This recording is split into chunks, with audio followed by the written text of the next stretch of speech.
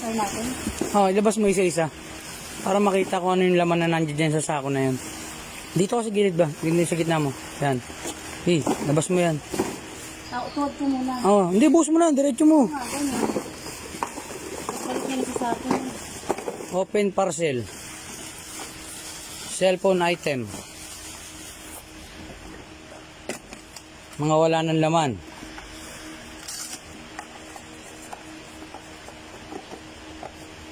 Open pouch. Walang laman. Pero ang laman yan puro cellphone. Tapos ang area, ayan, Santa Mesa. Nabuksan dito. Ayan, wala rin laman. Puro misrouted to, sir. Anong area naman yan? Green Hills, San Juan. Puro misrouted. Ayan, wala rin laman. Puro box ng cellphone. Wala rin laman. Totally lahat walang laman, sir. Redmi. Redmi. Wala rin laman. Box na lang. Wala na yung cellphone.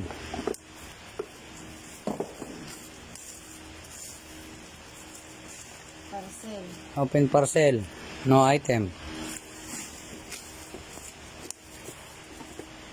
Infinix S5.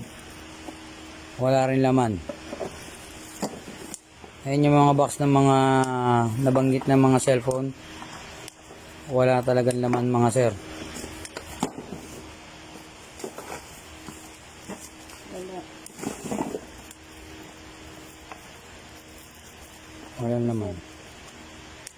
Sinlog. Ano? Singlife sound card.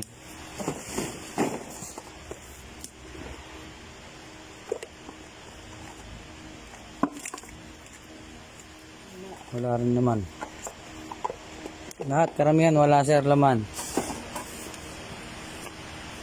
Full action. Wala. Walang laman. Etong area na to, sir, dito nagaganap yung receiving ng high value. And then, mga misrouted parcel. Even bulky, sir, nandito. Yan. Yan. Katabi nila rin, ganun din, receiving ng mga misrouted item sa kabilang fence. Yan, mga sir. Mga damage item, double ID, dito rin po nagaganap po, binabalik ng mga tracker or even rider, sir. Ang nakita po namin sa ako na yan, nandirito ngayon, nag-inspection kami sa area na ito. Around 8:30 AM para mag-inspection sa area. Sa ilalim ng table na yan, sir.